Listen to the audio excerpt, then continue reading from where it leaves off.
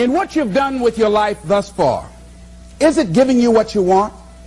Is it giving you what you want? When you look toward the future, when you look at all that's going on out here, is there some place within yourself you say, hey, I know I need to be out there in that arena. I know I can do more than what I've been doing. I know there's some great music that I have within me that I haven't brought out here yet. Is that something that you begin to look at within yourself? See, I say if you look at your life, and if you're not getting what you want, you owe it to yourself to do something differently. If you're on a job, 85%, they say, of Americans go to jobs that they're unhappy. If you're doing something 8 hours a day that you don't like, it's not giving you what you want, it's not giving you a strong feeling of satisfaction and fulfillment, you're miserable, you hate to go there, you're depressed just thinking about it, you sing the "Thank God It's Friday" song every week. If that's what it is, you owe it to yourself to start strategically working to change directions.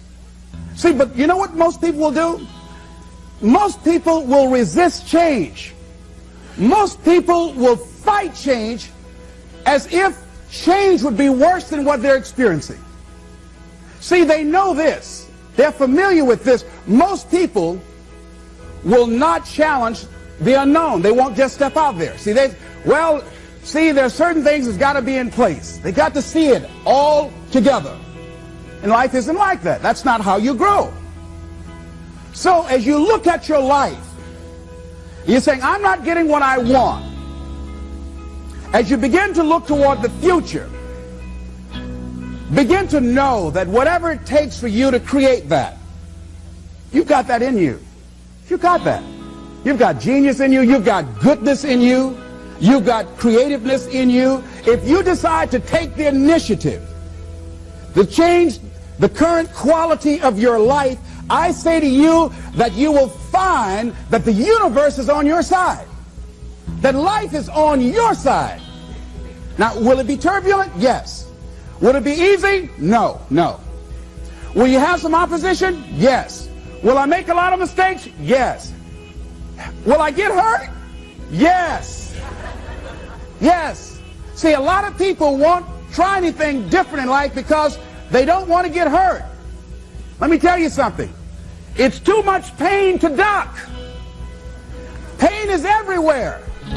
You can hide under here. It will come where you are. It's everywhere. Viktor Frankl calls it unavoidable suffering. You can't duck it.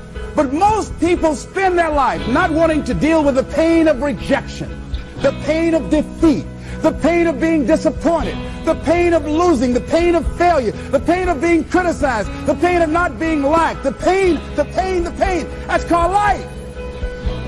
Life is full of pain. It's everywhere.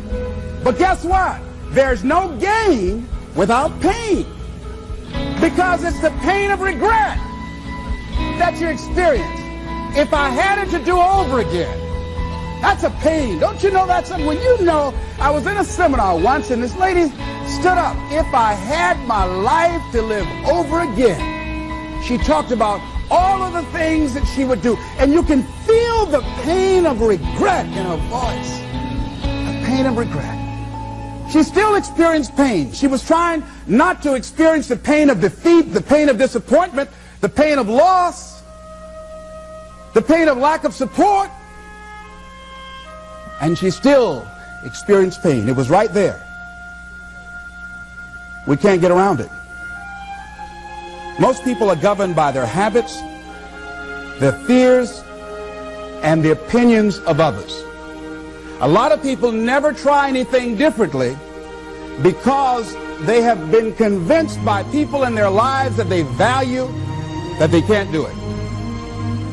They're living within the context of the opinions that other people have of them, the low expectations. Many people doubt themselves because when they thought about doing something at some critical point in their lives, somebody they respected and honored, somebody they believed in, somebody that they loved, someone they trusted said, you can't do that. And they accepted that. As you look at your life,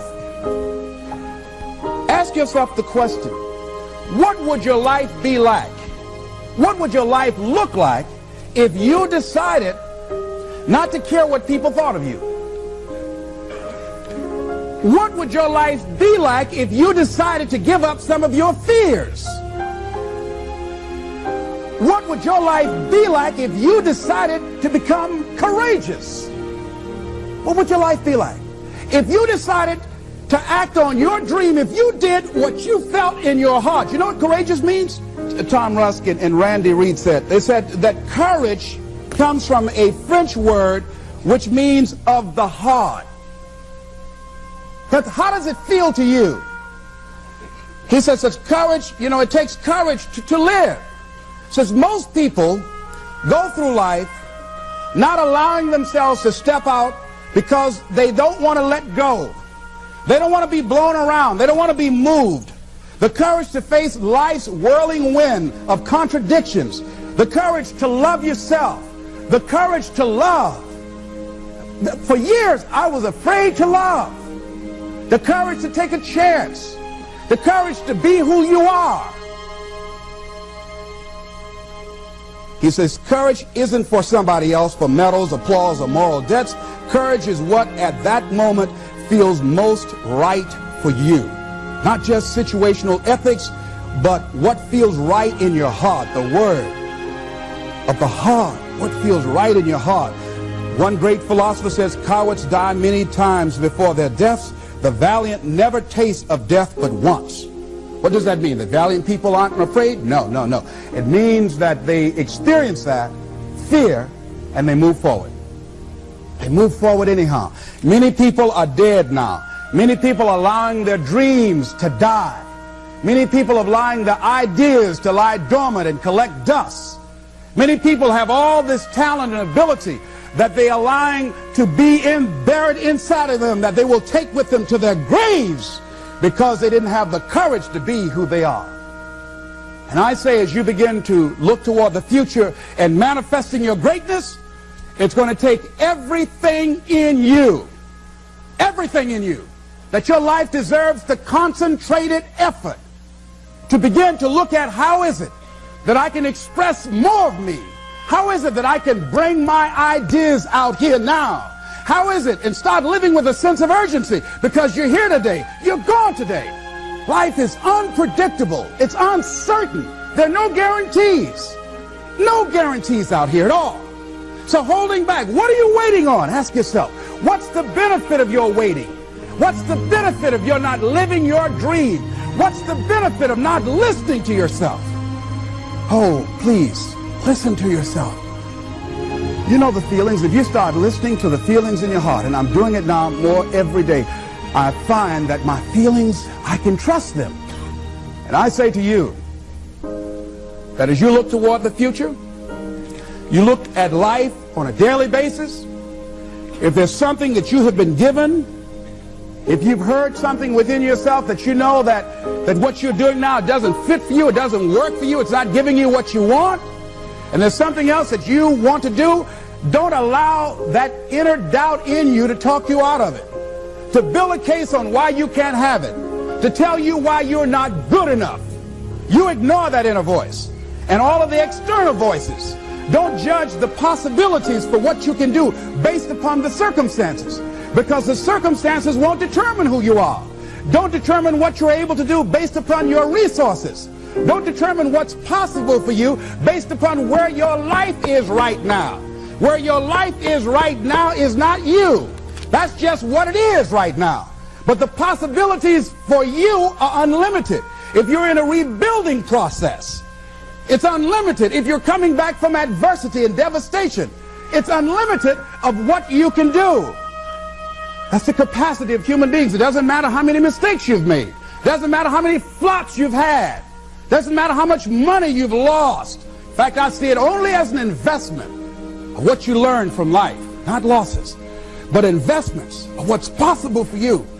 And I say to you that once you start listening to yourself, and as you begin to act on your dream, as you start just trying to find your way, doing what you can with what you have, you will start seeing things opening up for you. You'll start attracting people. You say, where'd they come from?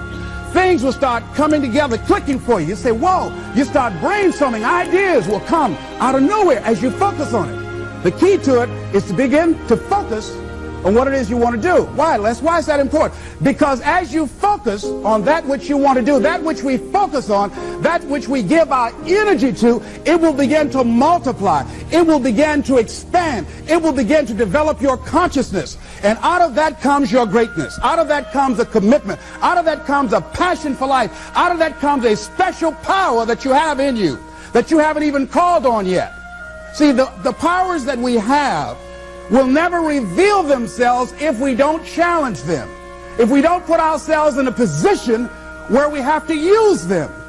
So one of the most important things is reading a book that's a really interesting book called Instant Millionaire, and the guy said, put yourself in a position where you can't retreat, where it's do or die, sink or swim. Here's what you'll find out. You'll develop incredible swimming skills. You'll find yourself stroking unlike you've ever seen before. Through the inspiration of desperation, you'll become more creative than ever before. So what is it? How do we handle that whole piece? Throw your whole self into it. See, most people go at it tentatively. They don't give all their stuff. They don't concentrate. They don't put everything they've got in them. One guy wrote a book called All You Can Do Is All You Can Do. And all you can do is enough. But he said, make sure you do all you can do.